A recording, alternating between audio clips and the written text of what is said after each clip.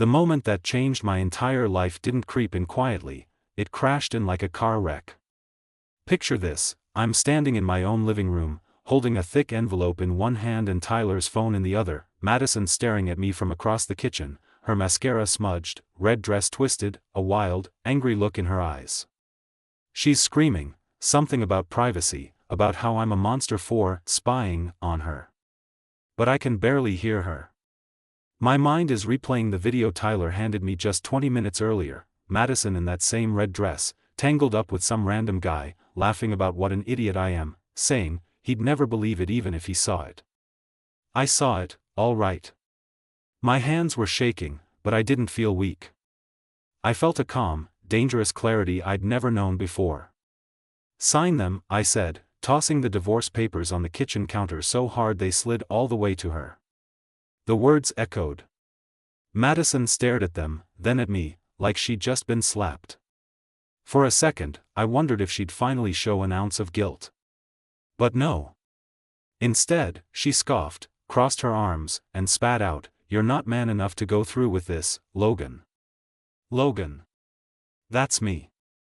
34 years old, loyal to a fault, and right now, furious enough to burn down the world. Tyler, my best friend since high school, was standing behind me, awkward but ready. He filmed the affair, not for fun, but because he saw Madison with another guy and wanted to give me proof. It was brutal, but necessary. I turned to Tyler, nodded once, then looked my wife in the eyes and said, "You think you're untouchable? You think you can trash everything we built and just walk away like it's nothing? Not this time, Madison. You don't get to be the hero in your story anymore." The tension was nuclear. Madison wasn't crying or apologizing, she was smirking. "Good luck convincing anyone I'm the bad guy," she snapped. "You work too much, you never listen, and honestly, I'm not the only woman in this city who wants more than a boring husband. If you'd asked me 2 hours ago, I'd have told you I still loved her, still believed in fixing things." But standing there, watching her eyes dart everywhere but at me, hearing the venom in her voice, all that love snapped.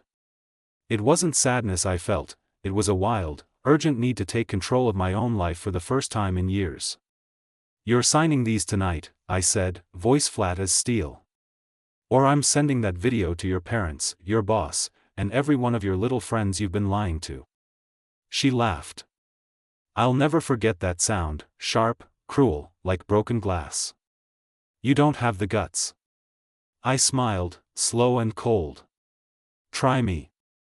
That's the moment viewers walk into, a man pushed to his breaking point, wife exposed, best friend with the evidence, and divorce papers on the line. This isn't some slow-burn story. This is war, and I'm done losing. Want to see how it all started?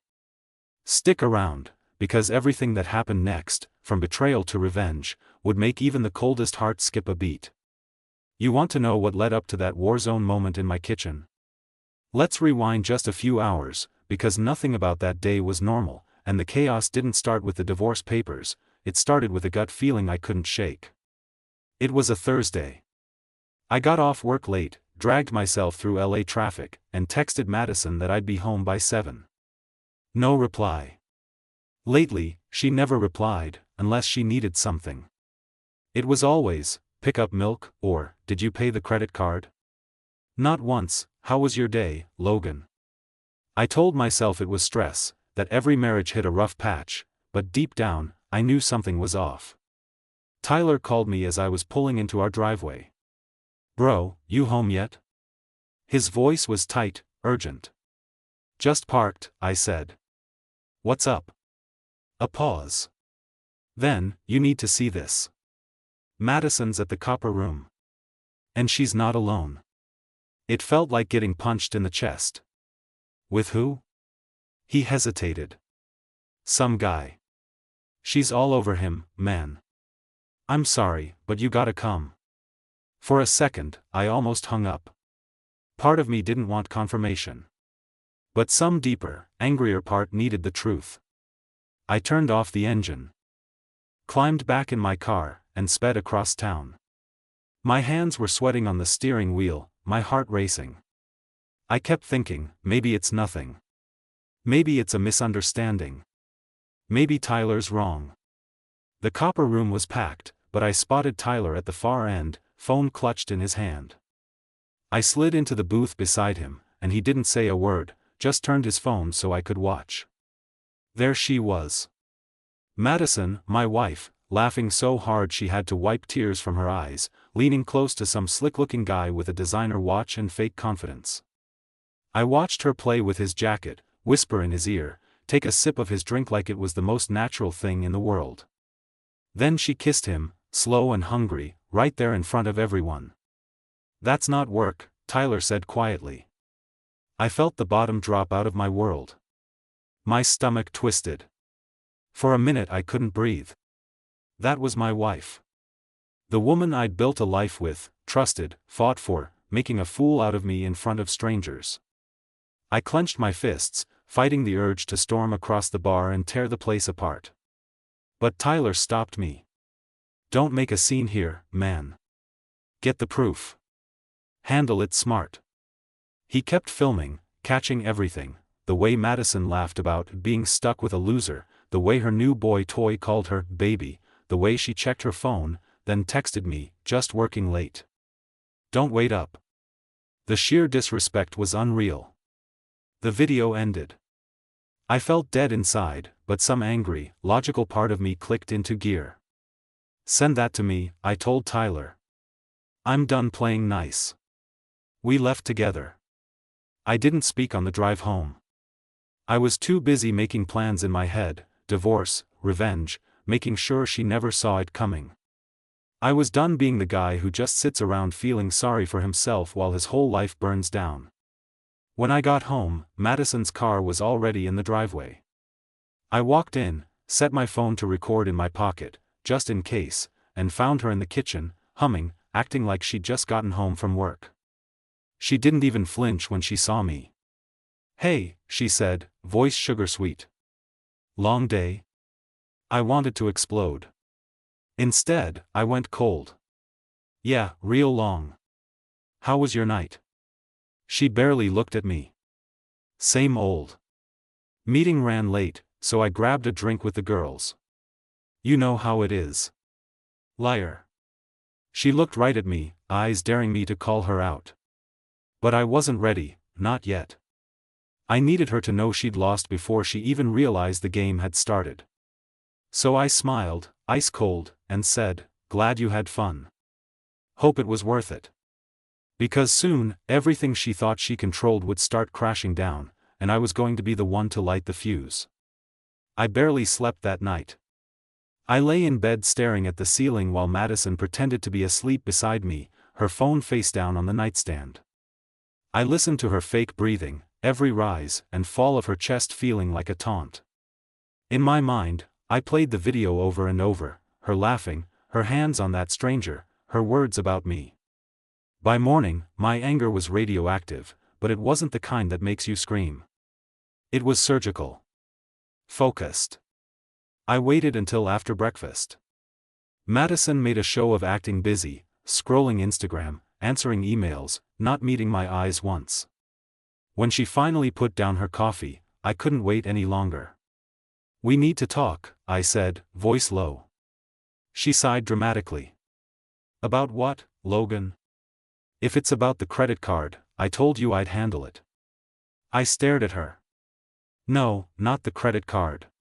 About the copper room." She froze. Just for a split second, her eyes flickered with panic. Then she put on that sneer I'd grown to hate. "What are you talking about?" I slid Tyler's phone across the table and hit play. There it was. The proof, her with her work friends, only the work friend had his hands all over her and she was loving every second. The audio was clear, her calling me clueless, the guy calling her baby, her laughing like this was some big game. When the video ended, Madison didn't apologize. She didn't cry. She didn't even flinch. She crossed her arms, rolled her eyes, and said, "You're unbelievable. What, you have Tyler spying on me now? Is this who you've become?" "Don't turn this around on me," I said, my voice trembling with rage. "Just tell me the truth. How long? She smirked. What truth do you want, Logan? That I'm bored out of my mind? That you come home every night like some broken robot, barely saying 2 words to me? Maybe if you actually paid attention, I wouldn't have to find it somewhere else. That hit me like a punch, but I didn't back down. So you just decided to torch our marriage because you were bored? You couldn't talk to me, or try to fix anything, you just, what? Thought you'd sneak around and I'd never find out? She laughed, cold and sharp. Please. You're acting like I'm the villain here. Newsflash, Logan, marriages end. People move on. Maybe if you'd stopped acting like my father and more like my husband, I wouldn't have needed to look elsewhere. Her words sliced right through me, but all I saw in her face was that smug, twisted satisfaction. She wanted me to break down, to beg, to fight. I wasn't going to give her the satisfaction. I kept my voice level, my hands flat on the table. So who is he? Do I even know him? She shrugged. Does it matter? You already know enough. Or are you planning to make a big scene, send the video to everyone? Go ahead. Let's see if you actually have a spine for once. That was it. No regret. No shame. Just more venom. For the first time in years, I realized I didn't care what happened to her next. I didn't want to fix us. I wanted her gone. You'll be hearing from my lawyer, I said, getting up, my voice colder than I'd ever heard it. This isn't just a bump in the road, Madison. You burned the whole damn bridge. I'm done. She just rolled her eyes, muttering under her breath about how dramatic I was. But I saw the way her hands shook as I left the room. For the first time, she wasn't in control. And that, finally, felt good. I went straight to Tyler's place. He opened the door, saw the look on my face, and didn't even ask. He just handed me a beer and said, "So, what now?" "Now," I said, "we make sure she never forgets who she messed with." I sat in Tyler's cramped apartment, barely tasting the beer in my hand. The old posters on his wall, the scratchy couch, the hum of the fridge, all of it felt like another life. I was done being the victim. It was time to flip the script, to stop letting Madison, and anyone else, walk all over me. Tyler could see it in my eyes. "Logan, you sure about this?" he asked quietly. "There's no going back once you pull the trigger." I nodded. She wanted war. Let's give her hell. We started by gathering everything, every message, every lie, every detail I'd overlooked. Tyler dug through his phone, sending me the raw footage, time-stamped and ready for a lawyer.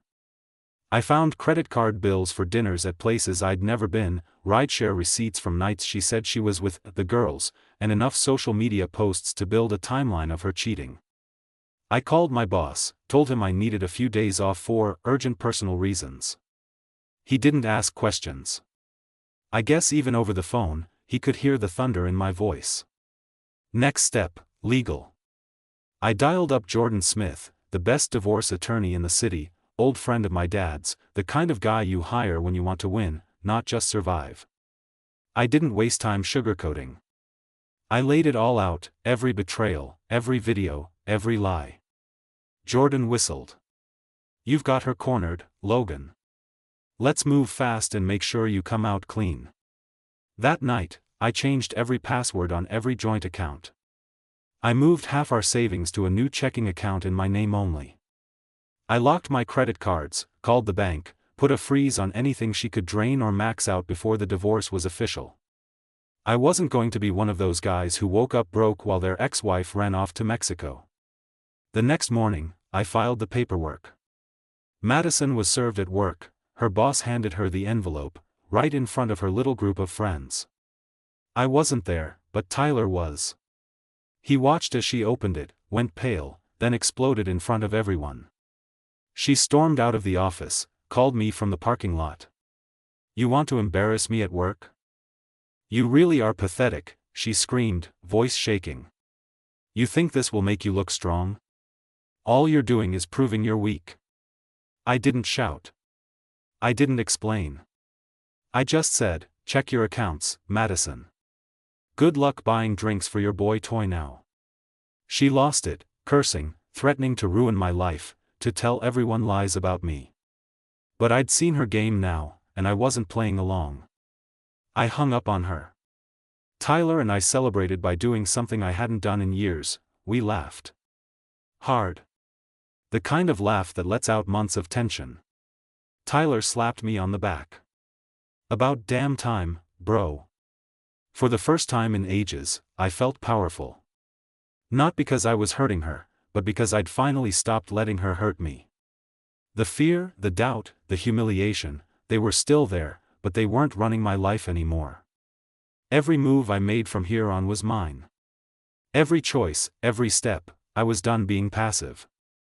I was taking my story back. But Madison wasn't finished yet.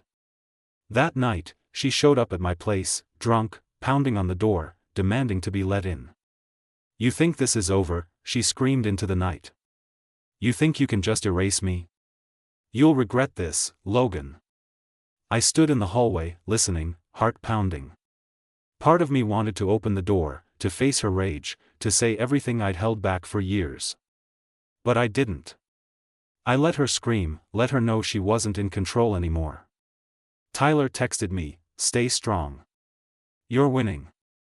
And for the first time, I believed him. If I'd learned anything from Madison, it was that she never went down quietly.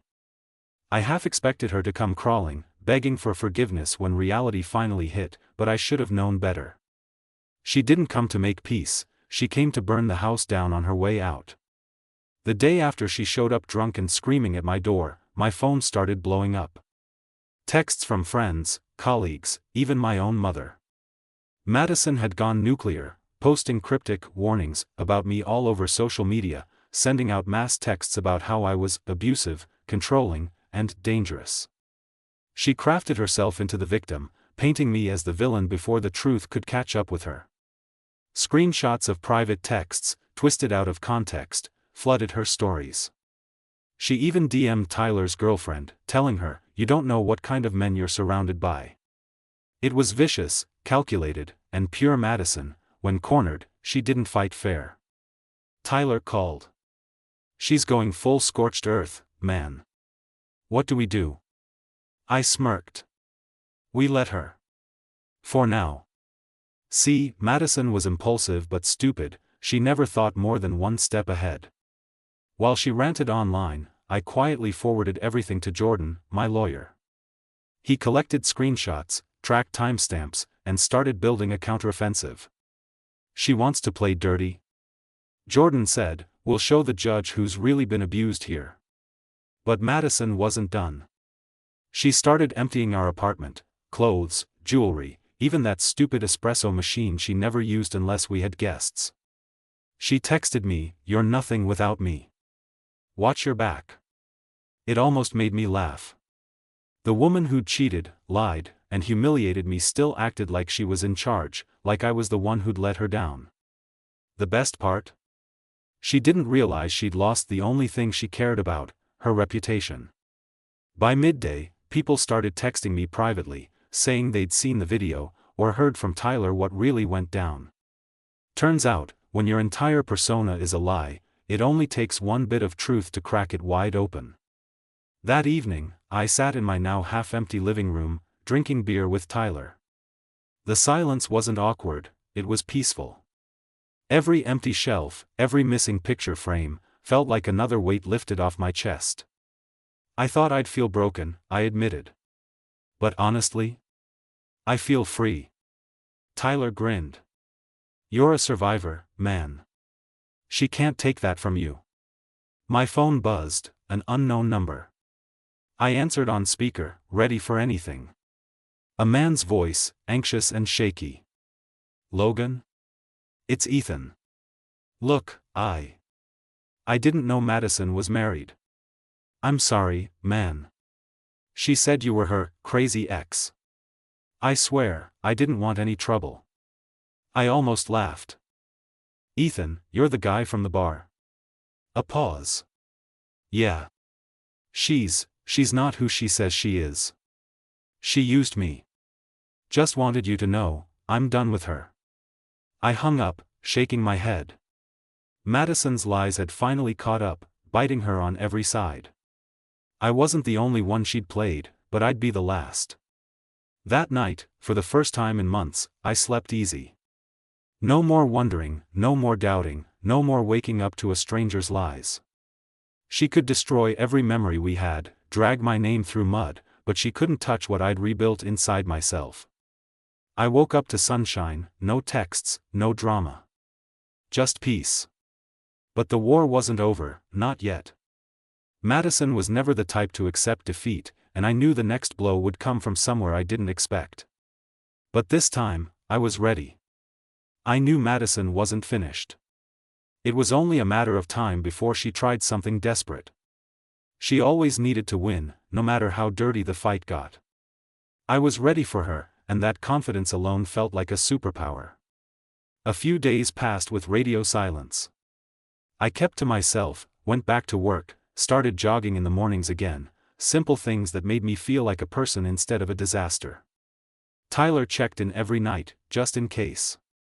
"You see her around?" he'd ask. I hadn't, but I was always waiting for the other shoe to drop. It happened on a Wednesday. I came home to find 2 police officers waiting outside my apartment. "Logan Miller," one of them asked, voice official, eyes tired. "Yeah, that's me.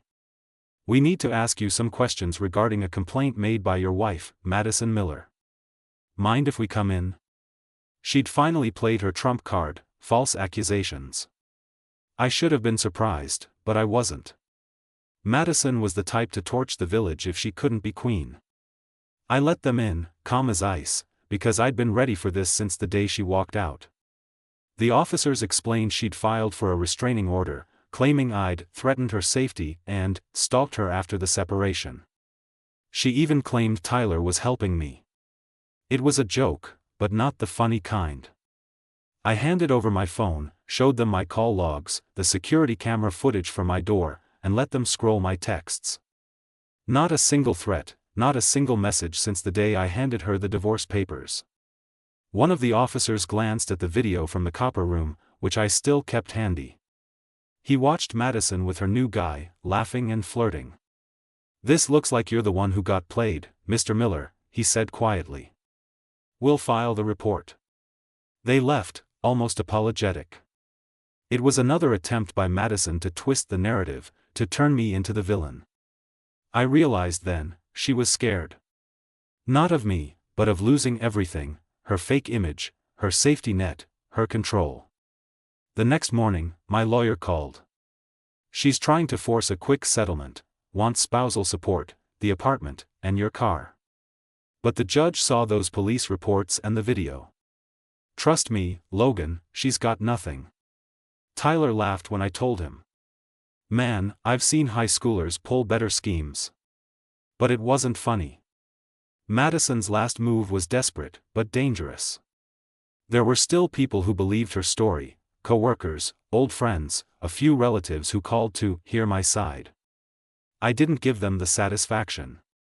I let the facts speak for themselves. I kept my head down and let the storm pass. The day of the court hearing, Madison showed up in a white dress like she was auditioning for sainthood. She faked tears, spun her story, talked about how I'd changed and become cruel. The judge wasn't buying it. He asked questions, watched the videos, read the police report. When it was my turn, I kept it simple: facts, evidence, nothing more. After hours of back and forth, the judge ruled. Madison would get nothing but her own things. No spousal support, no apartment, no car. She looked at me, stunned, as if the universe itself had betrayed her. I just nodded, got up, and walked out of the courtroom, feeling 20 pounds lighter. Outside, Tyler was waiting, grinning ear to ear. "You did it, man." But the truth is, it wasn't about winning. It was about finally ending the war. Madison tried every dirty trick in the book, but I stood my ground, never played the victim, never lost my head. She didn't just lose the battle, she lost the game. That night, Tyler and I toasted to freedom. I looked out over the city lights and finally understood what peace felt like. No more drama. No more lies. Just my own life, back in my hands.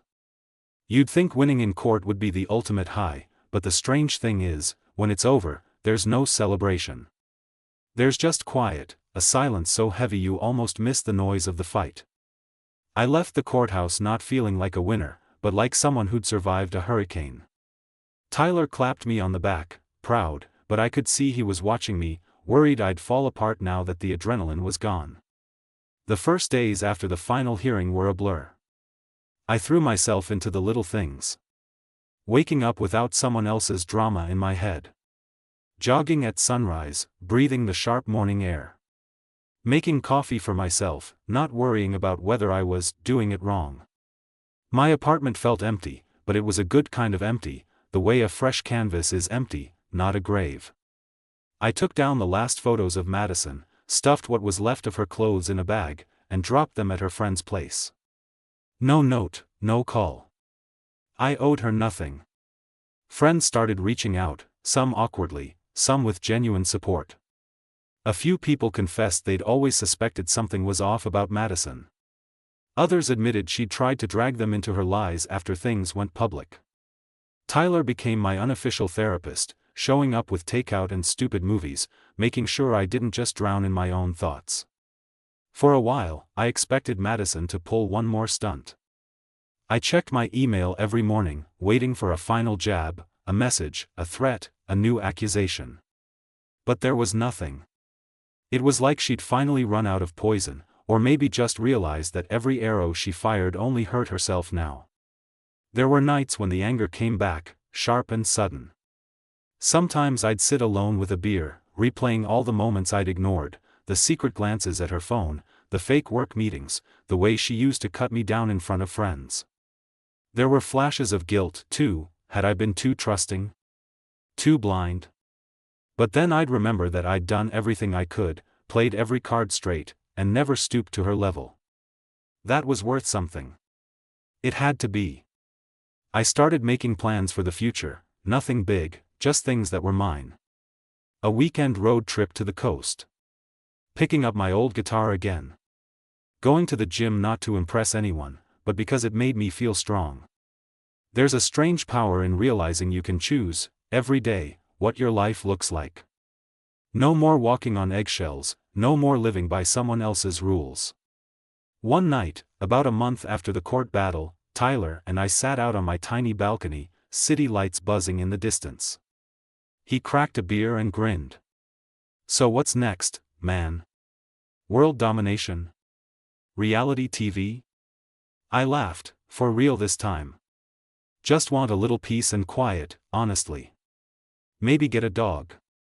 He shook his head. You deserve it. Just don't get too boring on me. That's when I realized I'd been living in crisis mode for so long, I didn't even know what normal was supposed to feel like. But I was ready to find out. For the first time, I was looking forward, not back. If you're reading this, or watching, or listening, let me say this: the pain, the rage, the feeling of betrayal, it doesn't last forever. It's just the ugly part of ripping out the weeds so something better can grow. You survive. You rebuild. And one day you wake up and realize, the person who broke you can't hurt you anymore. I learned that freedom isn't about escaping someone else's control, it's about reclaiming your own story, one choice at a time. Looking back, it's almost unreal how fast things can fall apart.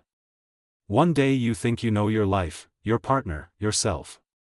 The next, you're fighting to remember who you were before everything went sideways. Madison's betrayal could have destroyed me. For a while, I thought it had.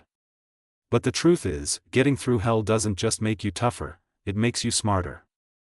You learn the difference between real love and the cheap copy, between loyalty and the act. You learn what matters. If there's one thing I'd tell anyone who finds themselves in the same storm, it's this: don't let betrayal turn you into a victim. Let it wake you up.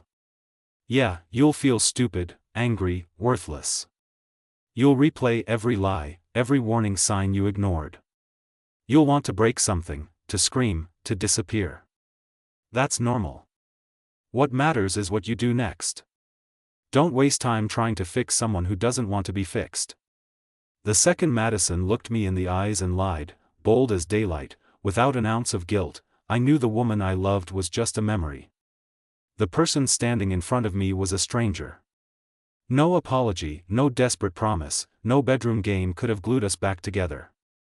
I stopped chasing closure the moment I saw the truth. And that, in a weird way, set me free. Get help if you need it. I got lucky. Tyler had my back. My lawyer went to war for me. Even my boss cut me slack when I needed time off. Don't be afraid to lean on the people who actually show up for you. They see you clearer than you see yourself. And if you don't have a Tyler, don't suffer in silence.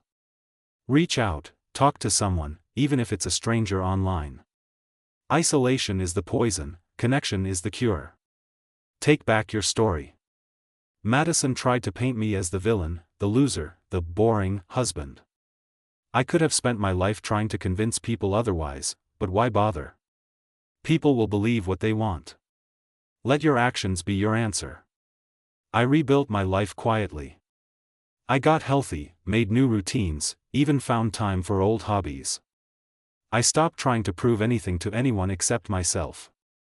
The day you stop fighting for their version of you, that's the day you start living. And forgive yourself for not seeing it sooner. Hindsight is a brutal teacher. But you loved, you trusted, you believed. That's not a flaw, that's the part of you that's worth protecting, not killing. Don't let a liar take that from you. Would I do anything differently? Maybe I'd listen more, ask more questions. Maybe I'd stand up for myself sooner. But I don't regret fighting for my own peace. I don't regret walking away from someone who saw my loyalty as weakness.